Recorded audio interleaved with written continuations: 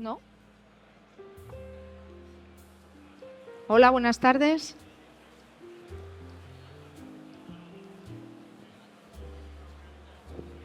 Bueno, bienvenido a todos. Muchas gracias por acompañarnos en esta jornada. Muchas gracias a EFINTEC por darnos la oportunidad de participar en esta mesa redonda.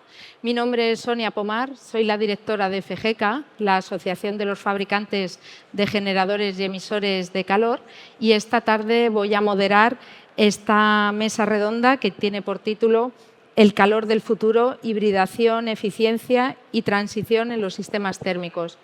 Cuando hablamos de transición energética, pues a muchos nos puede venir a la cabeza lo que es el vehículo eléctrico, la electrificación, los paneles solares, pero hay un elemento que es esencial, que son los sistemas térmicos. Y mucho más si pensamos que la calefacción y la producción de agua caliente sanitaria son los responsables del 75% del consumo energético en los edificios.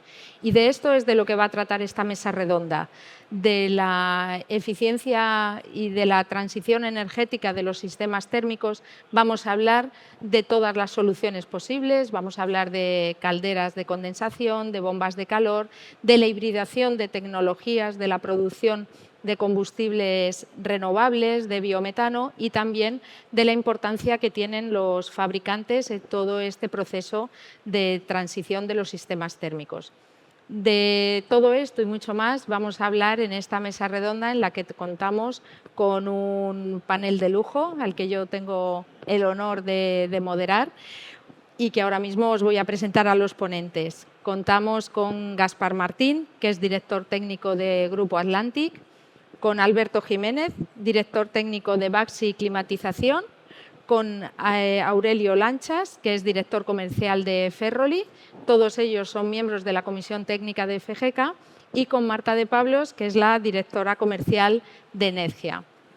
Bueno, como os comentaba, el gran reto es la transición energética de los sistemas térmicos.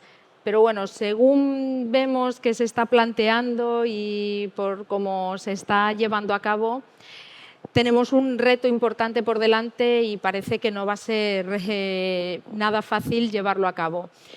Aurelio, ¿cuál es tu opinión con respecto a este tema?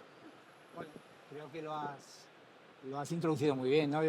No es un cambio de sistemas, es un reto realmente de toda transición energética y de sistemas de calefacción en su conjunto. Yo creo que el objetivo es claro, se trata de descarbonizar todo el sistema de calefacción de este mercado español, pero que será complicado. Entre todos seguro que lo conseguimos, estoy convencido, pero desde luego tenemos que tener o cambiar lo que parece que en el inicio salió de base, ¿no? Que era un solo camino, solo electrificar. Creo que así no conseguiremos y lo veremos a lo largo de la tarde. Creo que tenemos que hacer uso, como has dicho, de todos y cada uno de los posibles recursos energéticos que tenemos, gases renovables, aerotermia, biomasa, energía solar, y de esa forma sí lo podremos conseguir, estoy convencido. Pero tenemos que ser conscientes todos como sociedad que tendremos que, ¿cómo decirlo?, hacer un esfuerzo importante por poder llegar a ese objetivo que tenemos que hacer, que es descarbonizar la neutralidad climática en el 2050. Es así. Claro. Es verdad, Alberto, como nos comenta Aurelio, es verdad que el verdadero reto es que la descarbonización consigamos que se haga de una manera rápida, económica y teniendo en cuenta a todos los ciudadanos. ¿Cómo ves la descarbonización de los edificios ya existentes? Bueno, yo creo que en el sector residencial todo lo que tiene que ver con obra nueva, es decir, edificios de nueva construcción, yo creo que ya se está consiguiendo el reto. Estamos consiguiendo hacer edificios, yo diría que casi completamente descarbonizados, basados básicamente en la electrificación, en el uso de aerotermia, de bombas de calor. Pero para mí, sin duda, el reto más importante es el de la rehabilitación de los edificios ya existentes, ¿no? En los edificios que tenemos actualmente, que es un parque de viviendas muy importante, ahí no creo que sea tan fácil. Y un poco como decía Aurelio, vamos a tener que tirar de todas las tecnologías porque una sola alternativa no va a ser una opción. Sé que la Unión Europea y todos los planes energéticos de todos los países de la Unión apuestan claramente por la electrificación. La electrificación va a ser algo muy importante, el uso de bombas de calor, la aerotermia, pero no va a ser suficiente. Yo estoy absolutamente de acuerdo en que vamos a tener que tirar de gases renovables, de hibridación de sistemas y de cualquier otra tecnología que nos ayude a descarbonizar los edificios, sobre todo los ya existentes, porque repito que en obra nueva sí que podemos decir que es algo que estamos consiguiendo, pero en rehabilitación de edificios existentes estamos muy lejos de ese objetivo de la descarbonización. Claro, y entiendo que en todo este proceso es importante también la normativa. Gaspar, ¿cómo debería actualizarse la normativa española para alinearse con los objetivos de descarbonización de las directivas europeas? Buenas tardes a todos. Pues evidentemente hay principalmente una directiva europea, la Directiva de Eficiencia Energética en los Edificios, EPBD, que tiene la voluntad, que antes se comentaba, de descarbonizar todo el parque de edificación de Europa. Esto, que puede parecer muy sencillo en una frase, luego hay que aterrizarlo en cada país, en cada Estado miembro. En el caso de España, todo este marco legislativo tiene que aterrizar en el Código Técnico de la Edificación, que es bien cierto que está todavía un poco alejado respecto a lo que esta directiva nos marca. Hay prevista una actualización del documento, veremos exactamente cuándo, pero sí que es cierto que han de cambiar muchas cosas. En mi opinión, por ejemplo, si la directiva de PVD habla de descarbonización, pretende descarbonizar el parque de edificios, pues puede tener sentido integrar dentro del documento ese parámetro, la huella de carbono que genera un edificio y sus instalaciones. Hoy en día esto lo hacemos de forma indirecta con los consumos de energía primaria, que hay cierta relación entre ambos parámetros, pero lo primero que hay que hacer es plantear ese indicador, cómo medir la huella de carbono de un edificio para ver si realmente estamos descarbonizando o no, básicamente para utilizar el mismo léxico que nos habla la Directiva de Eficiencia Energética. Luego, a partir de aquí, bueno, quizá el documento también, y creo que se hablará más adelante, también deberemos ver cómo integrar el concepto renovable, no únicamente el vigente, que habla muy claramente de aerotermia y fotovoltaica principalmente, sino también ver cómo integrar los gases renovables en los balances energéticos que nos marca el Código Técnico, ¿no? Si queremos utilizar un sistema de combustión apoyado con un gas renovable, un biometano, por ejemplo, pues habrá que integrarlo dentro de ese documento, porque obviamente hoy en día esto creo que no es justo si realmente queremos utilizar todos los sistemas que tenemos a nuestro alcance. Veremos, ya digo, se está trabajando en la actualización, veremos cómo y de qué manera se hace de forma ordenada y lógica para bajar todas esas grandes voluntades que nos vienen desde Europa, ¿no?, en la directiva de PVD. Claro. Sí, además, precisamente en junio se publicó una guía de interpretación de la Directiva de Eficiencia Energética. Y, Aurelio, ¿nos puedes contar qué novedades normativas? Como decía Gaspar, ¿no? Una vez que sale la Directiva de Eficiencia, que es verdad que es la que marca los objetivos claros, claro, como directiva, que ya decía Gaspar, ¿no?, una directiva luego se tiene que transponer a cada Estado miembro y al final hay que interpretarla, porque las directivas, no digo que sean ambiguas, que en este caso eran bastante claras, pero al final siempre tiene que haber una parte de interpretación y bajar al terreno lo que quiere decir dicha directiva. Esta guía, que era muy buscada, muy esperada, esta guía de transposición de la Directiva de la Eficiencia Energética en Edificios, ha dicho cosas muy importantes, por ejemplo, en el camino que decíamos, ¿no? Porque ya dice que el objetivo es claro, es descarbonizar, pero también dice que una caldera se considerará fósil única y exclusivamente cuando combustione productos fósiles, que parecía lógico, pero no lo era hasta ahora. Es decir, que lo que puede o no puede estar prohibido no es el producto, o no es la caldera como tal, si hablamos de caldera, sino es el combustible que usemos. Es decir, ¿qué dice? Oye, si tú en el 2040 una caldera sigue combustionando gas natural, gasóleo o carbón, estará prohibida, porque son combustibles fósiles.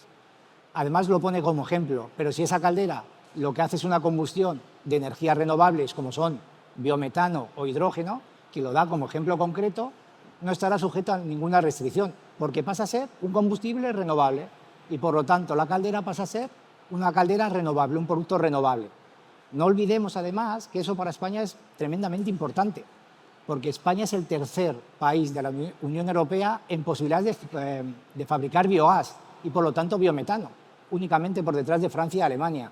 Con lo cual, como un país como España, que luego veremos más adelante sus particularidades, que ese tipo de combustibles renovables sea factible su uso, yo creo que es determinante, de verdad, para poder unirlos al resto de energías alternativas que tendremos.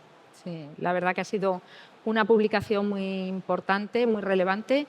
Y bueno, ya nos queda claro que no están prohibidas las calderas y además que se van a poder utilizar más allá de 2040 y de manera sin fecha de caducidad si utilizan gases renovables. Marta, ¿qué impacto crees que va a tener esta publicación en el sector? Pues nosotros, la verdad, celebramos que por fin Europa dejara de forma tan clara que efectivamente que las calderas no tienen fecha de caducidad. Siempre decíamos que en el fondo es como el tema de los coches, ¿no? Los coches híbridos que no son ni fósiles ni renovables. Todo depende del combustible. Pero al final, todo el parque de calderas que hay instalado en España, que hay más de 8 millones de calderas, son compatibles con el gas verde o biometano. Y eso significa que todos esos hogares, para descarbonizarse, no tienen que hacer nada. Es decir, podrían tener otras alternativas, que las hay, ¿no? Pero ante tener que gastarse 20.000 euros en otro tipo de sistemas, pues te puedes quedar con tu caldera, que si circula gas verde por ella, ya te puedes descarbonizar. Creemos que va a tener mucho impacto esta directriz, porque al final había mucha gente que estaba confundida y ante la confusión lo que ocurre es que no haces nada, o sea, ni te cambias la caldera, ni te instalas una nueva, pero a lo mejor tampoco te vas a otra solución. Y el hecho de que lo hayan clarificado, pensamos que lo que va a hacer es activar el mercado, que estaba muy parado, porque al final los usuarios tienen claridad y ya pueden tomar decisiones. Y en definitiva, bueno, creemos que esto es muy importante. Sí. Alberto, la confusión a la que se refiere Marta, bueno, pues tiene su origen en focalizar la descarbonización en la electrificación, pero nos gustaría conocer tu opinión sobre, bueno, si es la electrificación la única alternativa que hay para descarbonizar los sistemas térmicos y, bueno, qué dificultades hay también para esta electrificación. Claro, es un poco lo que he comentado antes, que en obra nueva, donde tienes un lienzo en blanco, tienes una hoja en blanco para poder hacer la instalación, básicamente puedes hacer lo que quieras y ahí la electrificación, los equipos de aerotermia, las bombas de calor funcionan muy bien y de hecho están funcionando muy bien. Pero claro, estamos hablando de que en nuestro país se construyen al año unas 100.000 viviendas al año, no llega, estamos por debajo, pero bueno, pongamos un número redondo, unas 100.000 viviendas al año, cuando en realidad, según la Directiva de Eficiencia Energética de Edificios, deberíamos rehabilitar, es decir, edificios ya existentes, tendríamos que hacer más de 300.000 rehabilitaciones energéticas cada año si queremos llegar a los objetivos de descarbonización que marca la Directiva de Eficiencia Energética de Edificios.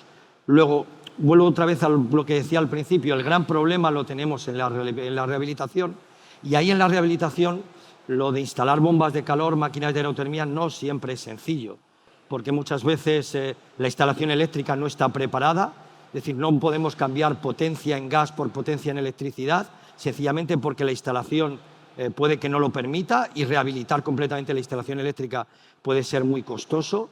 A veces no hay espacio para las unidades exteriores, no hay espacio para las unidades interiores, porque las bombas de calor necesitan siempre acumulación de agua para la producción de agua caliente sanitaria. Y es ahí donde yo creo que tenemos que tirar de otras tecnologías, de otras alternativas. El biogás, el biometano es una de las alternativas, pero hay más. Existe la hibridación de sistemas, es decir, podemos coger una caldera de gas, dejarla que siga haciendo la producción de agua caliente sanitaria y, en cambio, poner una bomba de calor muchísimo más pequeña para la producción de calefacción, ¿no? De esa manera podremos descarbonizar un edificio existente sin necesidad de rehabilitar y cambiar absolutamente toda la instalación. Es decir, hay muchas alternativas y yo creo que no podemos permitirnos el lujo de dejar de utilizar alguna de ellas. Claro, es muy acertado lo que dices y además, bueno, yo creo que nos queda claro que descarbonizar no es solo electrificar, pero es verdad que tenemos que tener también en cuenta el estado y el estado de los edificios y las características de los mismos. Gaspar, ¿qué dificultades nos podemos encontrar a la hora de descarbonizar los edificios? Existentes, entiendo. Existentes, sí. Bueno, no quiero repetir mensajes que ya ha lanzado Alberto, que coincido. Quizá voy a abrir un poco la explicación, no únicamente a residencial, sino a otro tipo de usos, pero evidentemente un edificio nuevo podemos entender que la forma más utilizable y más sencilla de hacerlo es electrificar. Yo creo que eso lo tenemos todos más o menos claro, pero un edificio existente tiene una serie de condicionantes. Algunos son estructurales del propio edificio. Yo creo que en una rehabilitación, antes de plantear sistemas de generación, habría que plantear acciones sobre la envolvente, por ejemplo, para un poco evitar esa...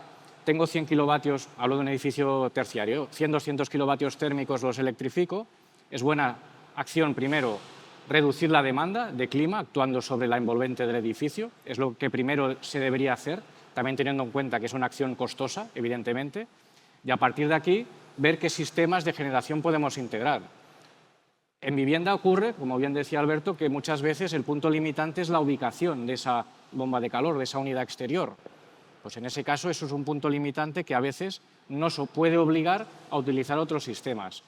En instalaciones centralizadas de viviendas o en instalaciones de tipo terciario, ahí quizá la ubicación de los equipos puede no ser tanto un problema, porque generalmente van en la azotea del edificio y puede ser técnicamente más factible, pero podemos tener otros condicionantes o limitantes, como es, por ejemplo, la instalación eléctrica de ese edificio, porque no siempre es posible toda esa demanda térmica ya reducida por esas posibles acciones en la envolvente, electrificarla.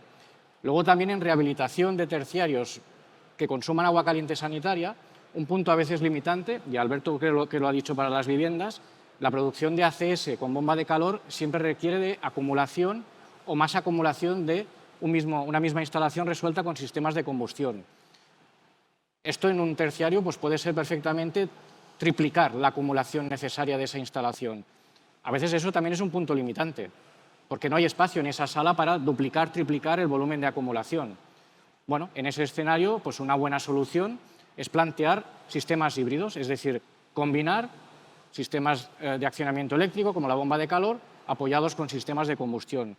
Yo creo que en ese escenario de la rehabilitación de forma genérica, quizá no tanto en vivienda plantear un sistema híbrido también hay que entender que es más costoso en términos de instalación, pero sí que en terciarios deberemos utilizar todas las tecnologías posibles. En ocasiones la descarbonización directa puede ser el uso de bombas de calor, pero en muchas ocasiones no tiene por qué ser así. Y entonces entiendo que es un escenario mucho más complejo porque te has de adaptar a lo que es ese edificio, a lo que tienes de inicio en ese edificio. Claro, tiene toda la lógica y además todo apunta pues, a que no hay una sola solución para la descarbonización de los edificios. Aurelio, ¿nos puedes desarrollar un poco más este argumento? Sí, lo hemos venido diciendo, es que es verdad, ¿no? Porque en España, además, soluciones hay muchas, las primeras, ¿no? Ya hemos hablado de aerotermia, soluciones híbridas, calderas con combustibles renovables, biomasa, hay muchas. Pero ¿por qué tenemos que ser precisos en cuál usar? Porque debemos pensar que muchas veces la directiva nos viene de Europa, donde España no tiene por qué coincidir en muchos casos con las particularidades de Europa, sobre todo cuando hablamos de viviendas. Primero, ya lo decía Alberto, ¿no? Tenemos un parque. Queremos recordar que hace 15 o 20 años construíamos casas como si no costase, a un ritmo tremendo. Se nos ha quedado viejo, antiguo y poco eficiente, con lo cual la rehabilitación de todas esas viviendas siempre será más complicado, como ya decíamos.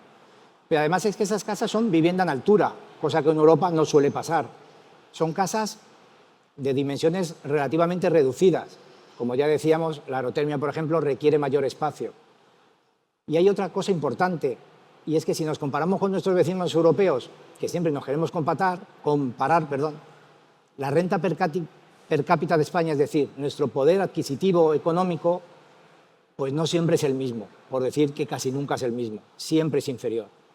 Es decir, que si queremos hacer lo mismo que hace el resto de Europa, es posible, primero, que nos cueste muchísimo. El costarnos muchísimo quiere decir que haya mucha gente que no pueda adaptarse, y hay algo que dicen que es lo ideal es enemigo de lo bueno. Es decir, si yo obligo a alguien que tiene una caldera a cambiarlo por una máquina de aerotermia, lo mejor es que simplemente no puede cambiarla.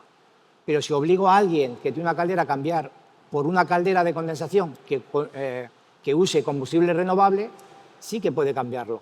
Es una mejora significativa y todo el mundo estamos en la misma línea, ¿no? Descarbonizar a un precio razonable. Con lo cual, cada país tiene que optar por diferentes soluciones posibles dentro de sus particularidades, por tipo de vivienda, por tipo de economía, por un montón de posibilidades. Lo importante es que todo ese tipo de soluciones, ya lo decíamos, ya están creadas.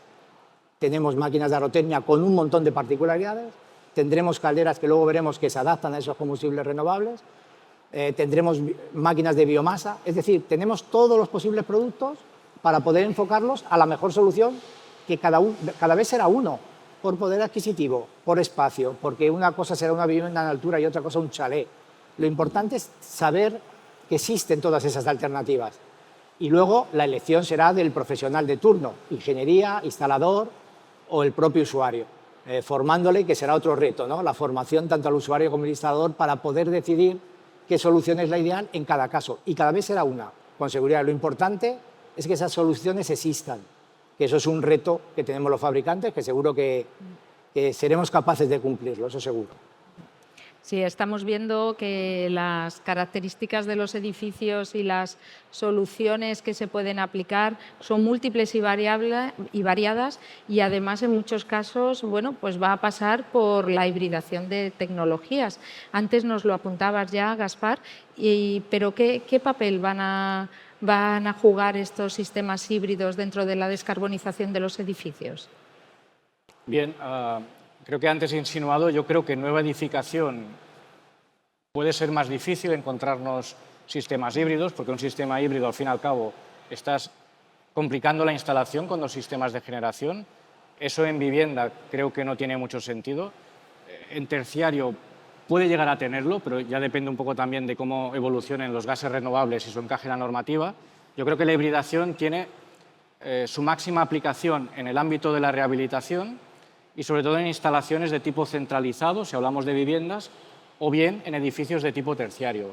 Porque ahí esos mismos condicionantes, dificultades que hemos dicho que tienen los edificios de base, pues en ocasiones pueden impedir esa electrificación completa y entonces lo que podemos hacer es plantear una combinación de sistemas. Hablo exclusivamente de hibridación caldera-bomba de calor, en este caso, en la sesión de hoy, que es de hecho lo que la propia EPBD define los sistemas híbridos como un sistema que ya no tiene consideración de fósil, de sistema fósil. Es bien cierto que no matiza todavía en qué porcentual, ¿no? Porque ¿qué porcentual tiene que producir la bomba de calor? ¿Qué porcentual tiene que producir la caldera? El sentido común nos dice que hay que apoyarse en el sistema de más alta eficiencia y componente renovable, como es la bomba de calor. Esto entiendo que saldrá alguna aclaración para definir exactamente qué entendemos por esto. Más allá de eso, que es una cuestión legal, a nivel técnico, esas hibridaciones tienen que apoyarse fundamentalmente en el sistema de máxima eficiencia. La carga principal del sistema tiene que ser la bomba de calor y luego la caldera nos puede servir como backup para puntas de consumo. Más también considerando que una instalación no trabaja al 100% de potencia más de un 15-20% de las horas totales de funcionamiento al año. Por tanto, puede tener sentido plantear un sistema con carga base eléctrica más pequeño, más fácilmente integrable técnica y económicamente en el edificio y tener un sistema de apoyo que tiene menos eficiencia pero va a trabajar pocas horas, con que el impacto global en eficiencia va a ser pequeño y va a facilitar esa posible descarbonización del sistema en lugar de hacer una electrificación plena. Quizá, por concluir, en esa tipología de edificios centralizados terciarios, esas combinaciones pueden tener todo el sentido del mundo. Más también considerando que en rehabilitación generalmente el edificio tiene gas. Vienes de una instalación térmica que produce confort por gas, bueno, tienes ya esa instalación, ese sistema, puedes plantearte ese tipo de sistemas de funcionamiento híbrido. También incluso no hay que invertir más, aprovechando una caldera existente, claro, si está en buen estado y bien mantenida. Con lo que entendemos que ahí es una solución que de alguna manera facilita esa evolución a la descarbonización y es más fácilmente integrable en términos tanto técnicos como económicos, ¿no? En términos de inversión. Claro. Sí, sí. Ya hemos hablado de los edificios, hemos hablado de las tecnologías, pero aquí el gran protagonista de todo este proceso de transición de los sistemas térmicos es el consumidor, porque como avanzábamos al principio, el 75% del consumo energético de los edificios está producido por la calefacción y la producción de agua caliente sanitaria, con lo cual el punto de vista de los consumidores es muy relevante. Marta, vosotros en Nedgia tenéis más de 5 millones de puntos de suministro, casi nada. ¿Qué nos puedes contar sobre la opinión que tienen los consumidores? Pues mira, 5 millones de puntos de suministro, que son aproximadamente como 15 millones de personas, ¿no?, a las que llegamos con el gas natural. Y la verdad es que es una parte representativa de la sociedad. Y tú lo has dicho, el gran protagonista de la descarbonización es el consumidor, pero es el más olvidado. O sea, parece que aquí se han tomado decisiones de cuál tiene que ser el sistema de nueva edificación, cuál tiene que ser en la rehabilitación. Yo creo que como sector tenemos la responsabilidad de mantener la neutralidad tecnológica, tanto el regulador como en general todos, ¿no?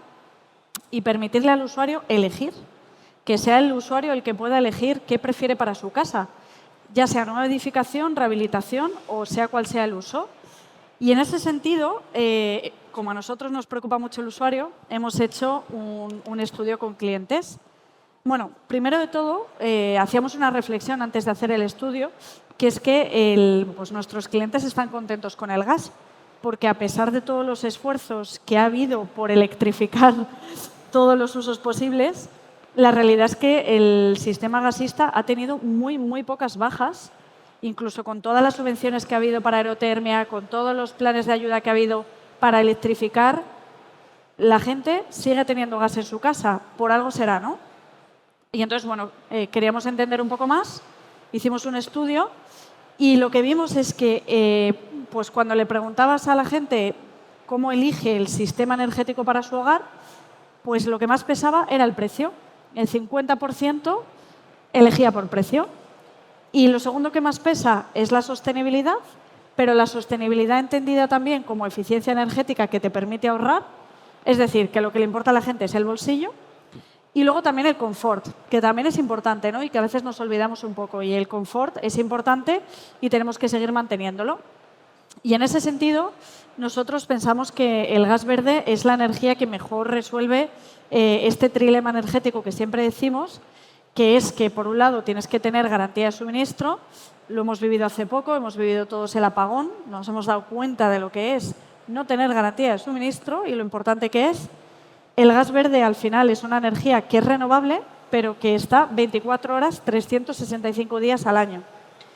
Y también es accesible económicamente, ¿no?, porque el coste de la instalación es pequeño y porque todos aquellos hogares que ya tienen una caldera, pues se pueden beneficiar.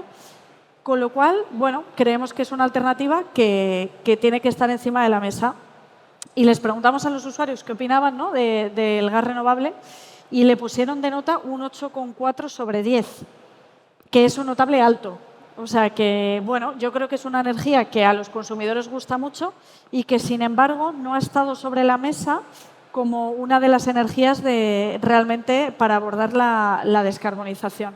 Esto es algo que está cambiando y lo estamos viendo, ¿no?, y de ahí la directriz nueva desde Europa, pero creo que todavía se desconoce mucho y es importante que contemos también con esta alternativa y, en general, que contemos con todas y que haya este principio de neutralidad tecnológica. Muy bien. Hemos estado comentando sobre los edificios residenciales y antes, Gaspar, ya introducías los edificios de tipo terciario, pero ¿hay alguna consideración que tengamos que tener, alguna particularidad que tengan estos edificios frente a los edificios residenciales?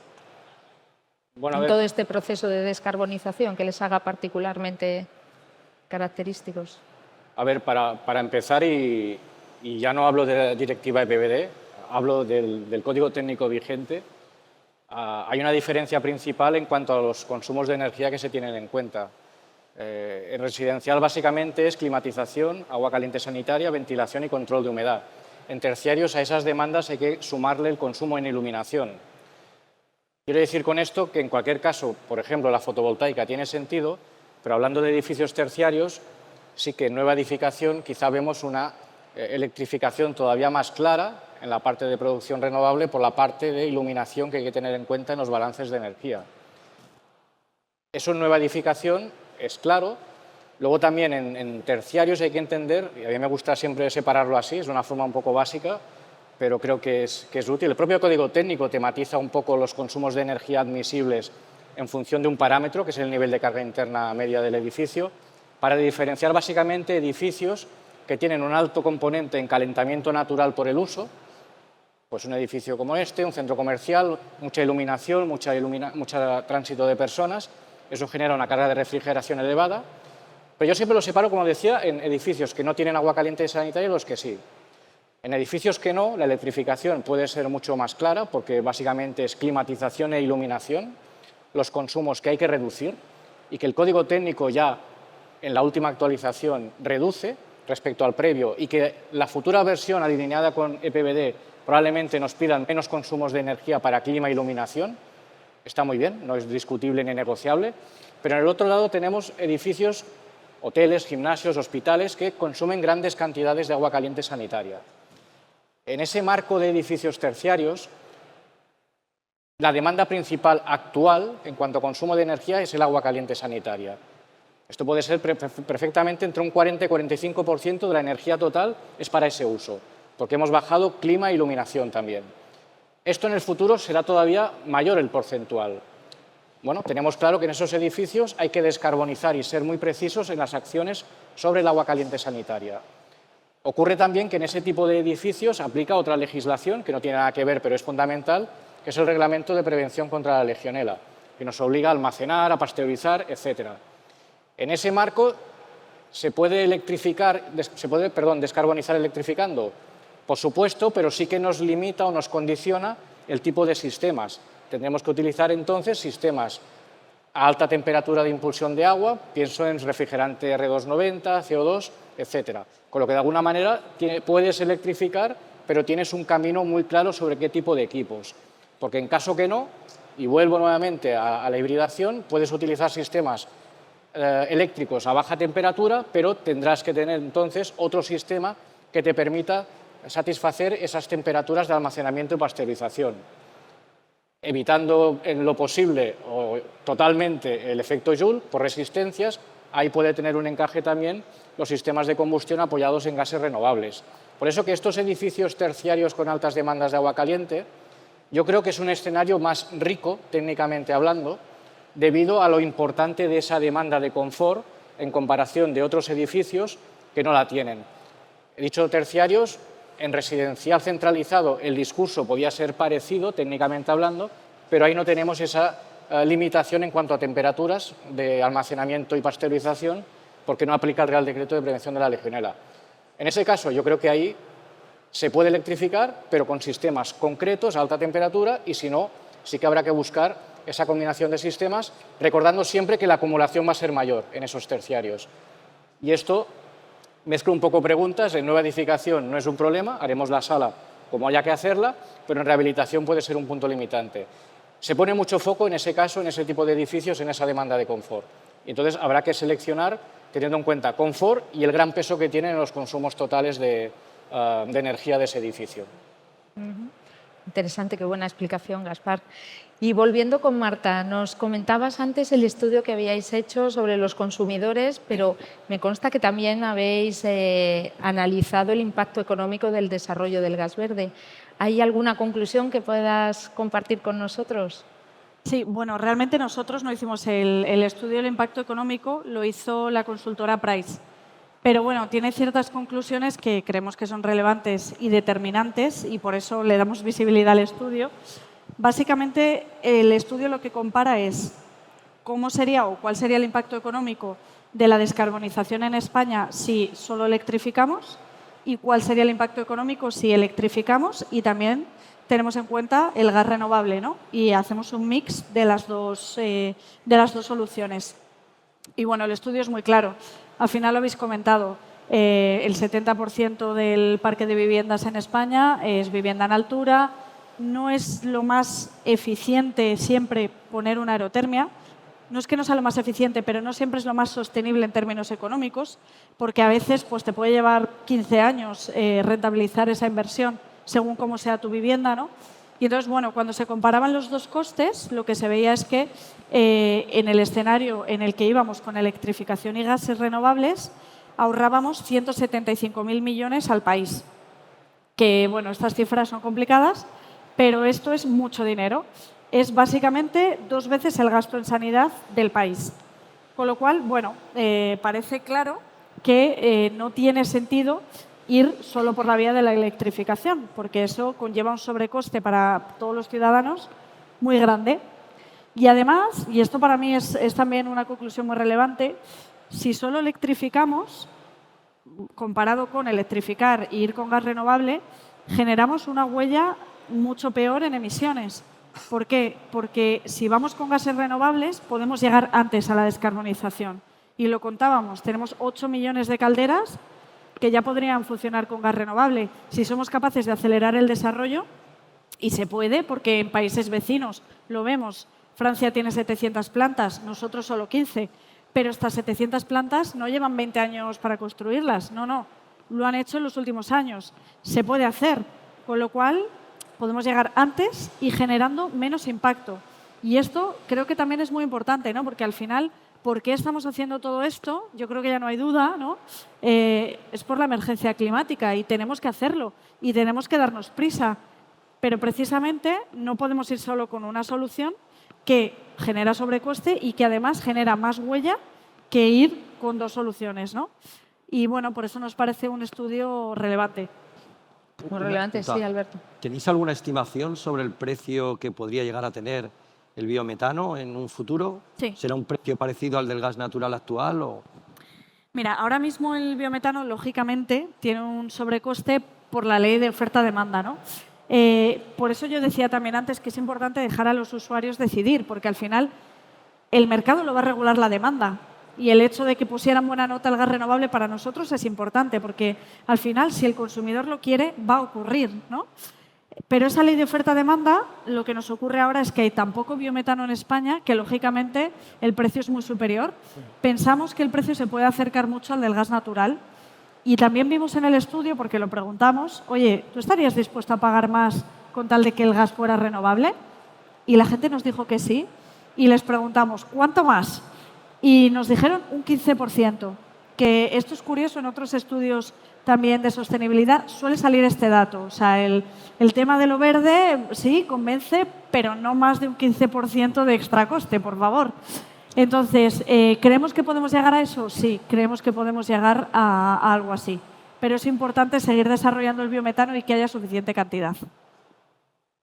Interesante. ¿Qué conclusiones de esos estudios que habéis hecho? ¿Qué buenas conclusiones se pueden sacar?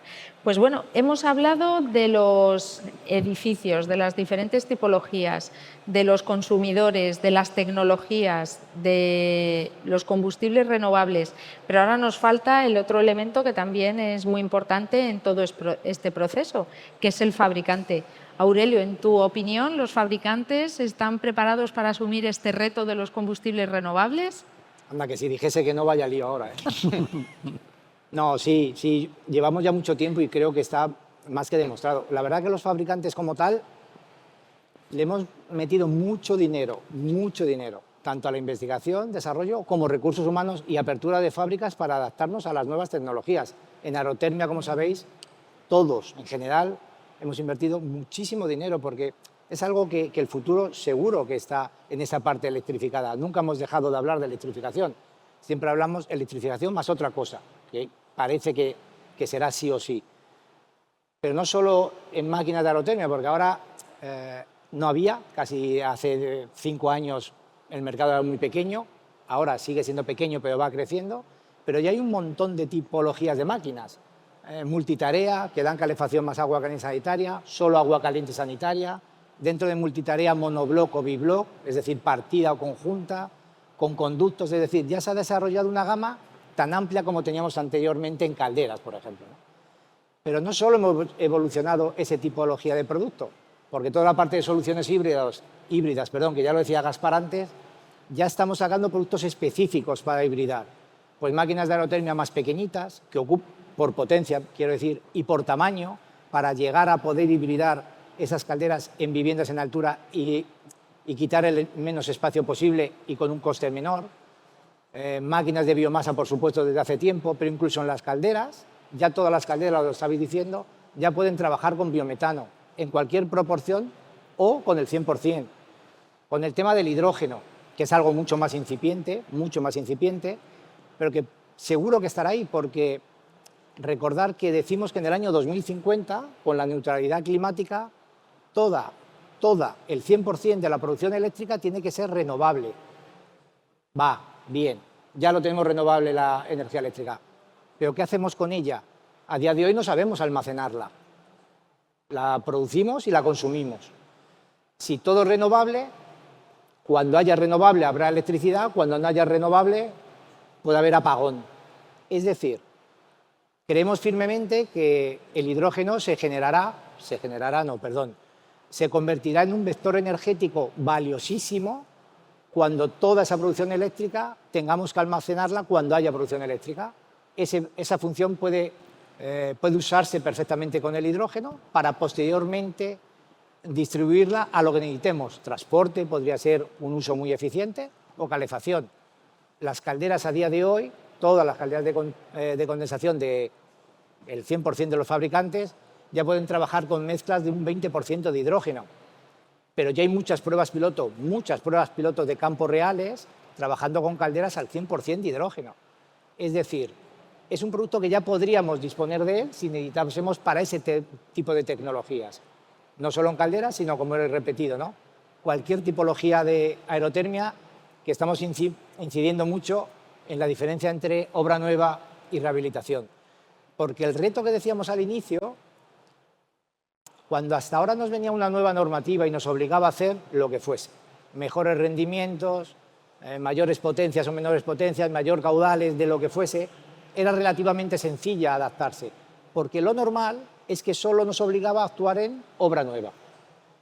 Pero si nos obligan a actuar como pasa ahora, porque si no actuamos en la parte de rehabilitación no conseguiremos la neutralidad climática con seguridad, en una vivienda ya construida, ahí nos encontramos lo que existe, viviendas en altura, pequeñas, que tenemos que hacer algo. Ese algo, soluciones híbridas o calderas que podamos trabajar con esos combustibles renovables. Si no, creo sinceramente que nos costará mucho. La verdad que ponemos muy buena nota a los fabricantes. Sí. Sí. Ligado con lo que decía Aurelio, es bien cierto que estamos centrándonos esta tarde en lo que de alguna manera define la EPBD, que son edificios residenciales terciarios, todo aquello que es uso personas. Y hemos visto que es un escenario de multisoluciones, gases renovables, y cuando hablemos de las aplicaciones industriales, que vendrá en algún momento, ahí yo creo que todo este tipo de combustibles, gases verdes como hidrógeno, biometano, lo que sea, han de tener un papel fundamental, porque eso es algo que todavía no se ha tocado, no se ha analizado, pero evidentemente tiene su impacto, porque son grandes consumidores de energía. Y ahí, por ejemplo, hidrógenos, pues puede tener mucho sentido para, de alguna manera, descarbonizar aplicaciones de tipo industrial también. Sí. Yo ahí tengo que decir una cosa, y es que, igual que decía que en un determinado plazo de tiempo no muy largo creemos que el biometano puede entrar en coste, no creo que podamos decir lo mismo del hidrógeno. No, está claro. Y nosotros también lo estamos impulsando, ¿eh? Pero siendo realistas, el hidrógeno no va a ser una solución de aquí a muchos años. Queda mucho porque escalen costes y yo creo que la emergencia climática no espera y tenemos que ir a soluciones más tangibles.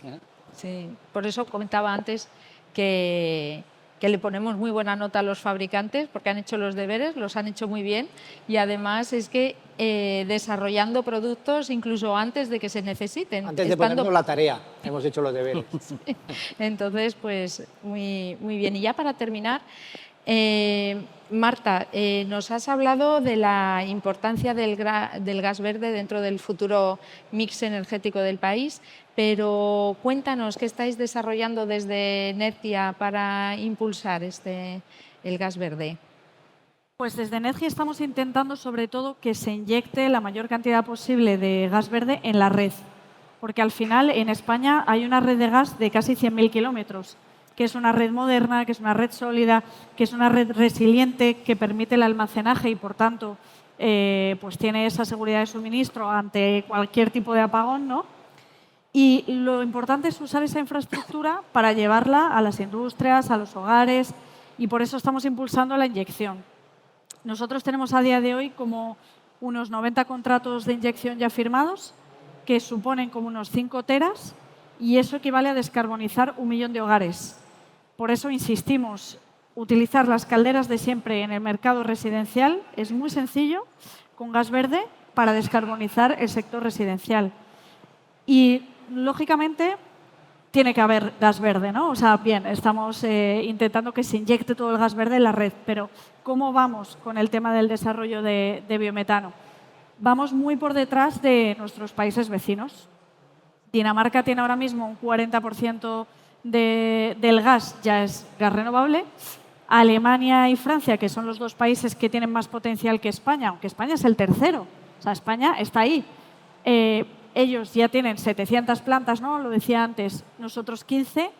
Bueno, vamos despacio, yo creo que tenemos que acelerarlo y por eso una de las medidas que hemos tomado es impulsar una plataforma, que es la plataforma Gas Verde Sí, que al final es una unión, es lo que decimos un proyecto país, porque es una unión de fabricantes, agricultores, distribuidores, instaladores, todos los agentes de la cadena que quieren impulsar el desarrollo del gas renovable en España.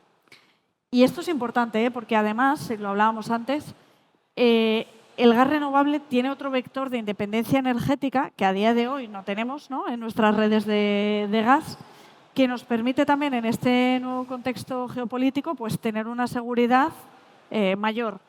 Y yo creo que España no se puede permitir estar en la posición que estamos, o sea, ser el país tercero en potencial y, sin embargo, en desarrollo estar casi últimos por la cola. Creo que no nos lo podemos permitir como país y por eso, ¿no?, esta plataforma intenta luchar contra esas barreras, pues con la desinformación, con los bulos, intenta que la regulación nos tenga en cuenta. Habéis hablado aquí mucho de la nueva edificación. La nueva edificación ha dejado fuera totalmente el tema del gas renovable. Bueno, y por eso parece que la solución estándar es la aerotermia. Pero nosotros eso lo cuestionamos, igual que hemos cuestionado todo lo anterior. Y creemos que por lo menos se tiene que evaluar de nuevo. Y bueno, un poco con esto es con lo que estamos intentando luchar para impulsar el futuro del gas verde. Sí, esperemos que ese apoyo y ese impulso llegue pronto. FEGECA como asociación también forma parte de esta plataforma, de la plataforma de Gas Verde Sí, porque como ha dicho Marta, creemos que es un proyecto país, es algo que se debe impulsar y apoyar. Y bueno, hasta aquí ha sido la exposición. Creo que ha quedado muy claro con la exposición de los ponentes cómo es la situación de los edificios. Como decíamos, hemos tocado todos los elementos que forman parte de esta transición y ahora os cedemos el turno si alguien quiere trasladar alguna pregunta, cuestión a los ponentes. Sí, aquí por favor.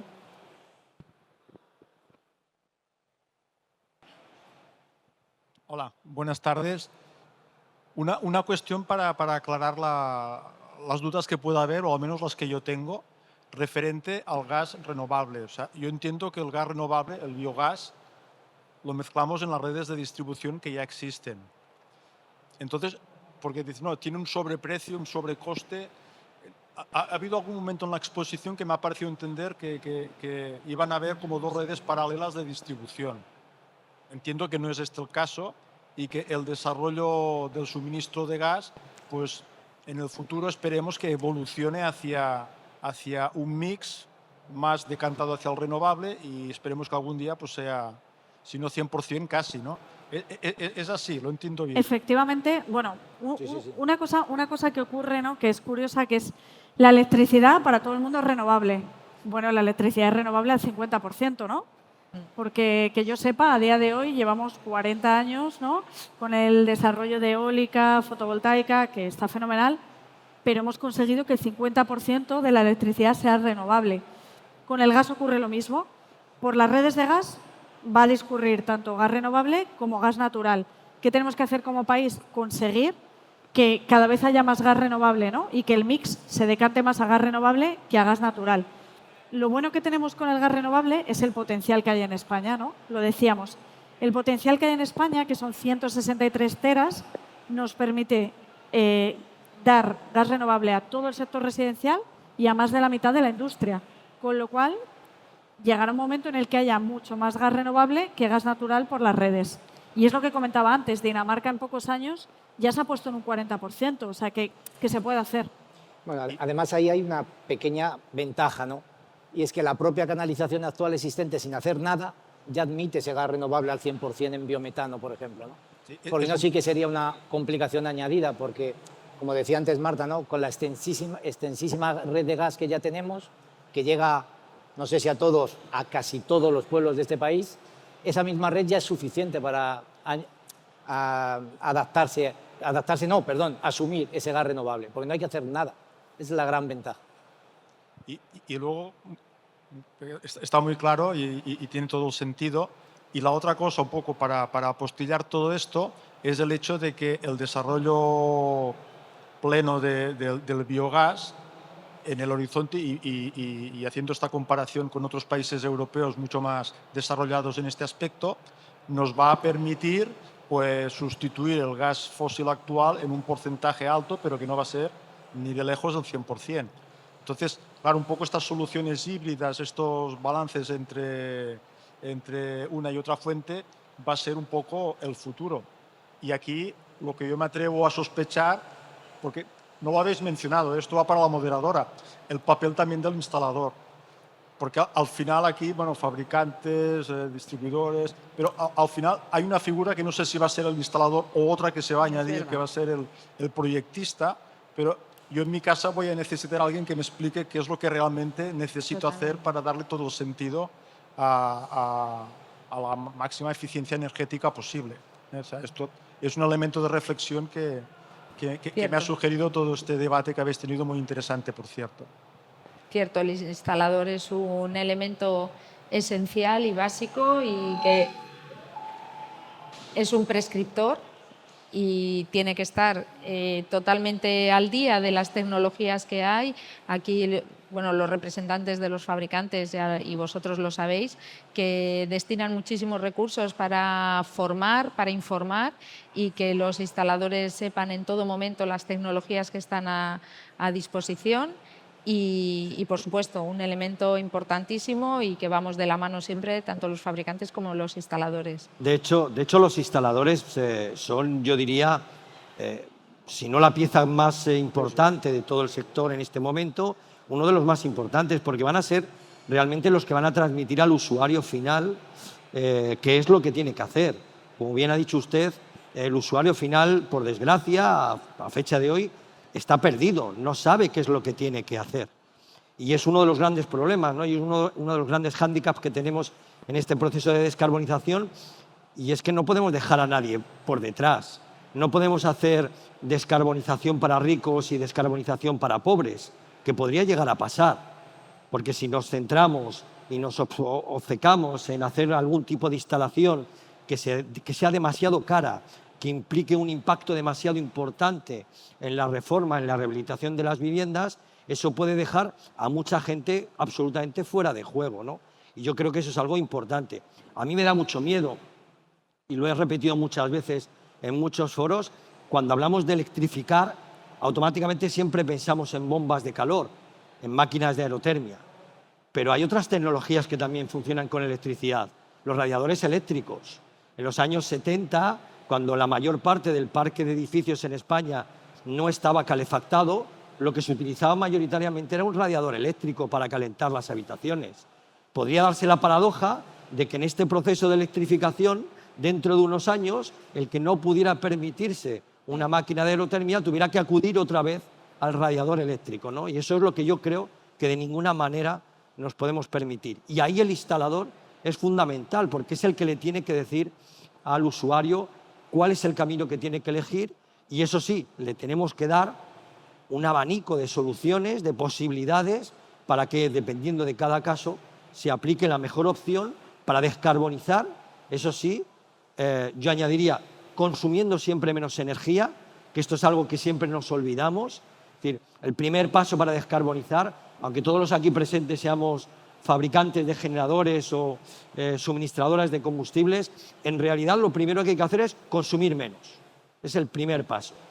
Es decir, arreglar ventanas, arreglar aislamientos de viviendas, ese es el primer paso que deberíamos dar siempre.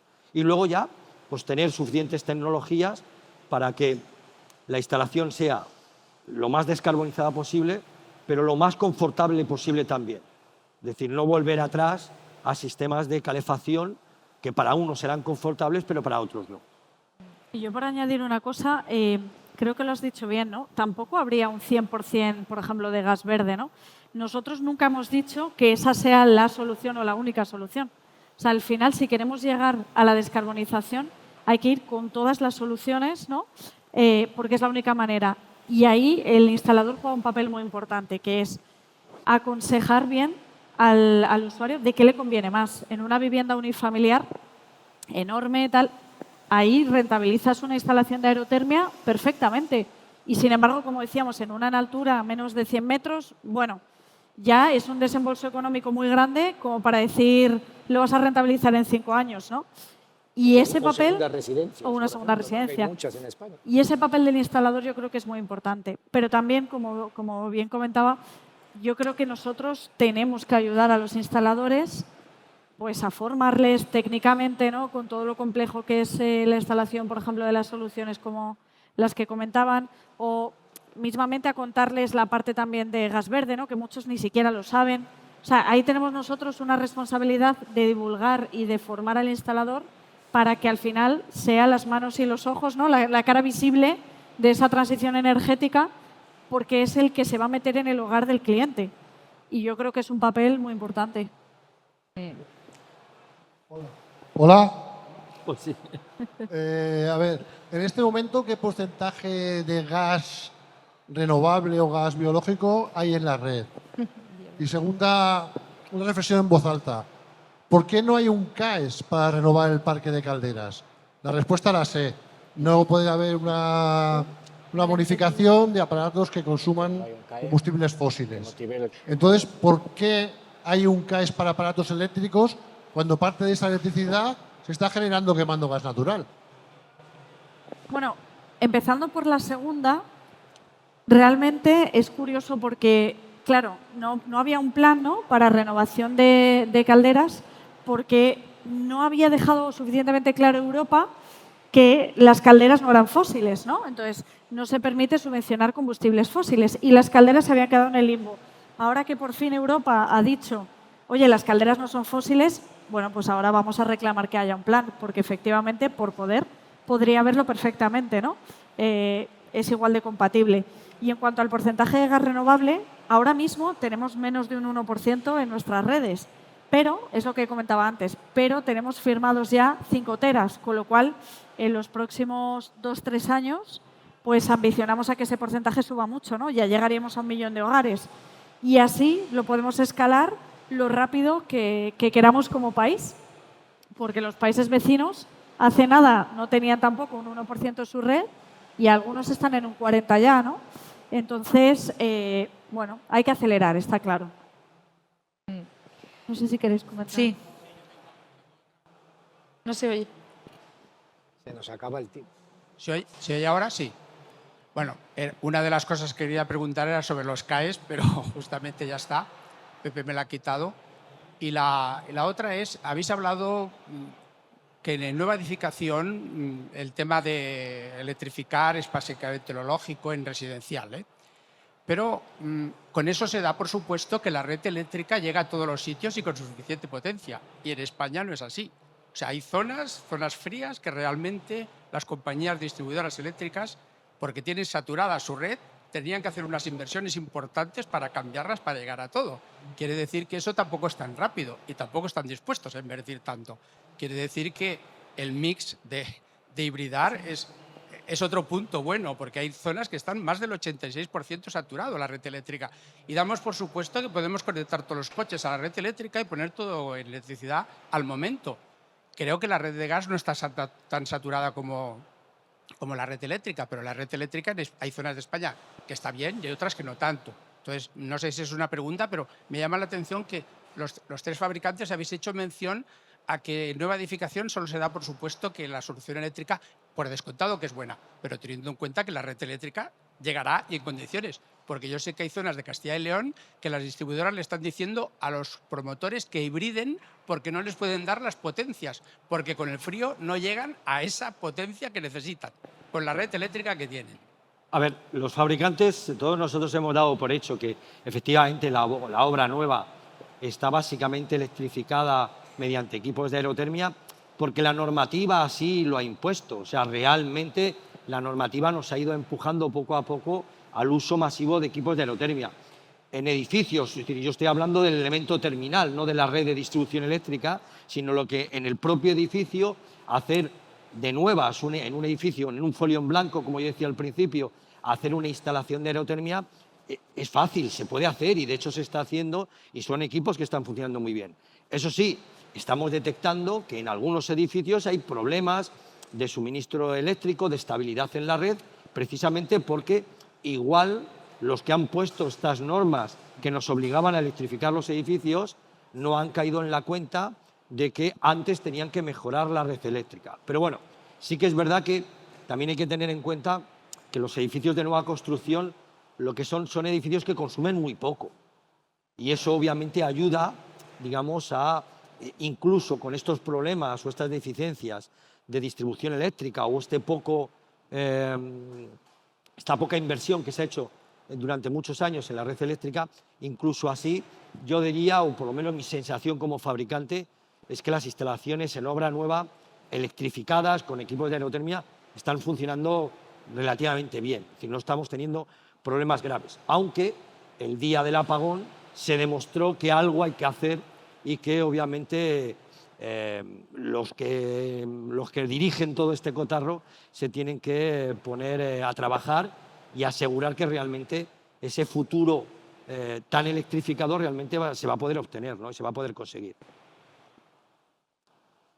Marta. Sí, hola, buenas tardes. Soy Marta San Román de AFEC. Dije que no iba a hacer pregunta, pero no es una pregunta. Quería hacer una aportación y una sugerencia. Los CAEs, efectivamente, de momento no hay... Bueno, hay de calderas en hibridación, pero quería aclarar que los CAEs lo que incentivan es el ahorro, no el uso de renovables. Entonces, en ese sentido, como dice Marta, la taxonomía ya deja claro lo que es uso fósil o no, pero los CAEs parten de vosotros. O sea, si alguien tiene una sugerencia de cómo ahorrar utilizando gases renovables, que lo plantee, porque organizaciones como FGK pueden elevar esa sugerencia al Ministerio y puede convertirse en una ficha CAES. O sea, que no esperemos a que alguien venga a darnos esta ficha CAES, sino que, si es posible, que seamos nosotros, los que estáis aquí, los que más sabéis de gases renovables, los que propongáis esos CAES. ¿No he preguntado? Muchas gracias, Marta. Gracias. Yo quiero apuntillar un poquitín más. Si es el tema de ahorro, aquí están los fabricantes.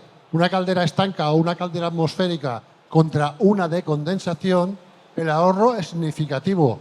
Sí. No sé, es que blanco y en botella. 30% de ahorro, sí, sí. Sí. Estamos trabajando en esas fichas CAES, como dices, Marta. Están ya presentadas desde Pero- hace tiempo, pero bueno, el sí, Ministerio o sea, son los que tienen toda que ayuda es aceptarlo. buena, ¿verdad? O sea, si alguien más quiere ayudarnos con las fichas CAES, bienvenido sea. Pero efectivamente, ya solo sustituir por una caldera de condensación, ahí tienes un 30% de ahorro. Sustituir un gasoil por una caldera de gas, también tienes mucho ahorro, ¿no? Entonces, bueno, Yo creo que se irán dando también en la medida en que se vaya aumentando ese porcentaje de gases renovables que circulen por la red. O sea, todo el punto de inflexión será ese. En la medida en que vayan aumentando, pues se podrá considerar que es una energía renovable y entonces podrán entrar igual que cualquier otro equipo que utiliza otro vector energético renovable. Lo ¿Querías? único, sí, un poco ligado con esto, no hay ficha propiamente CAE que de alguna manera permita el cálculo de una caldera estanca o una de condensación. Sí que hay una ficha, lo que pasa es que quizás es más útil para aplicación industrial, que sí que te permite calcular el ahorro, la eficiencia, cambiando de un quemador una etapa, por ejemplo, a una modulante. Eso es lo que pasa que, evidentemente, en la aplicación residencial no tiene gran sentido esa modificación, pero sí que bueno, partiendo de combustión igual, sí que hay un mecanismo, en este caso electrónico, de gestión de potencia mejor que te permite calcular. Yo creo que se ha dicho también que esto, antes de definir fichas CAE que permitan ese cambio a calderas que consuman gases renovables, es una opinión, hay que definir mejor el marco legislativo y la cuantificación energética de esos combustibles, ¿no?, que nos comentaba Marta, ¿no? Bueno, hay mucho terreno legislativo a hacer para llegar a esa ficha, en mi opinión. Queda camino, pero tener la seguridad de que somos muchos colectivos y organizaciones que estamos ahí trabajando día a día para que, bueno, pues llegue ese reconocimiento y bueno, quién sabe, a lo mejor al año que viene estamos hablando de este tema ya como una realidad. Esperamos, ¿no? Sí. Pues no sé si tenéis alguna otra cuestión que queráis plantear y ya me están diciendo, me están haciendo así. O sea que muchísimas gracias, muchas gracias a los ponentes y buenas tardes a todos.